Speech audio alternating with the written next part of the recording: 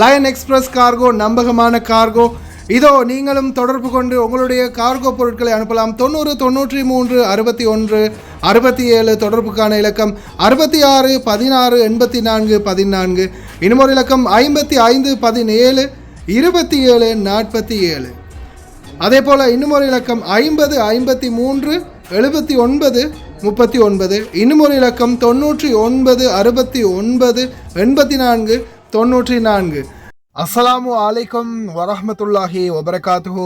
அன்பார்ந்த அனைத்து உறவுகளுக்கும் இனிய காலை வணக்கம். உங்கள் மீது சாந்தியும் சமாதானமும் உண்டாகட்டும்.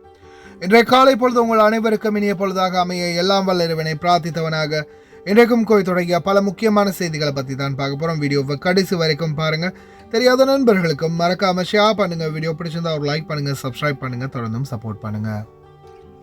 கோய்த்துறை தினா மதிப்பும் உள்ளதா பார்த்தலாம். இலங்கைக்கான ரூபாயில் ஒரு தினாரின் மதிப்பு 997 ரூபாய் 9% உள்ளது. இந்தியாவின் ரூபாயில் ஒரு தினாரின் மதிப்பு 291 ரூபாய் 51% உள்ளது.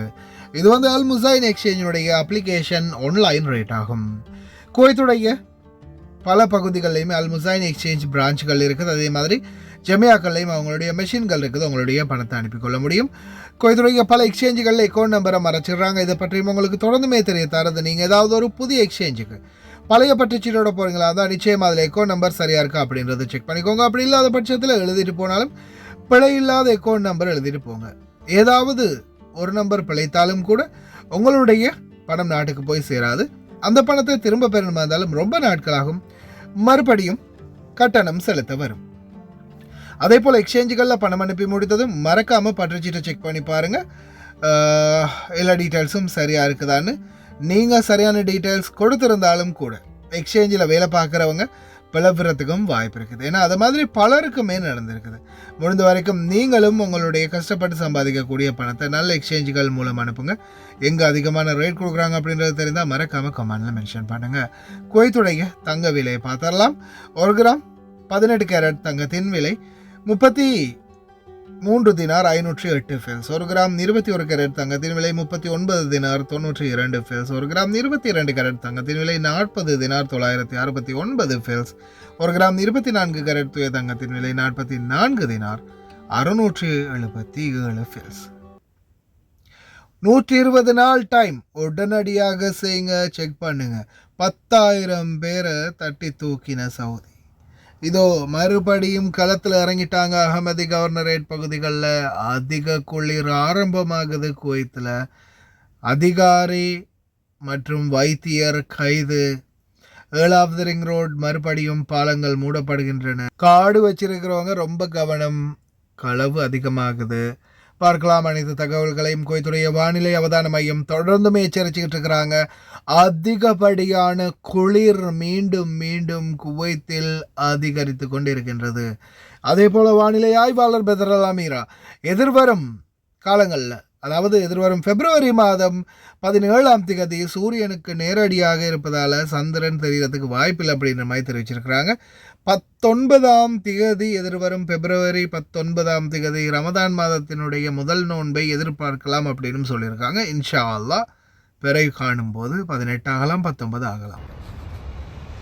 مساكم الله بالخير. وهلال رمضان هذا العام بإذن الله تعالى راح يولد فلكيا في 17 فبراير، لكن ما راح نشوفه لأنه راح يكون قريب عند الشمس، وبالتالي راح نكمل شهر شعبان 30 يوم، وفي 18 فبراير راح يكون المتمم لشهر شعبان، وفي 19 فبراير أول أيام رمضان المبارك بإذن الله تعالى. ومتوقع أن نصومه ناقص يوم، راح يكون 29 يوم، لأن شهر شعبان كمل 30 يوم، وبالتالي أخذنا يوم من شهر رمضان وراح نصومه ناقص يوم ويكون 29 يوم. وهذا يعتمد على الرؤية الشرعية. ஒரு உயர்மட்ட தலைவர், அது மட்டுமல்லாது ஒரு வைத்தியர், போதைப் பொருள் விநியோகம் பண்ணியிருக்கிறார் வைத்தியர், அதை யூஸ் பண்ணியிருக்காரு ஒரு தலைமையில் இருக்கக்கூடிய முக்கியமான ஒரு புள்ளி. எங்கடா போகுது நிலைமை? வைத்தியர்களே போதைப் பொருளை விற்றா எங்கே போய் முடிய போகுதுன்னு தெரியலை. 10 வருடம் சிறை தண்டனை, 10,000 தினார் அபராதம் 2 பேருக்கும். இன்டர்நேஷ்னல் தீஃப்ட் அதிகரித்து வருது மக்களே. தெஃப்ட் அதிகரிச்சிட்டு இருக்குது. கத்தார் நாட்டில் கூட ஹோட்டல்களில் சில ரெஸ்டாரண்ட்களில் பேமெண்ட் பண்ணுற டைமில் திருடு போயிருக்குது ஹேக்கிங்.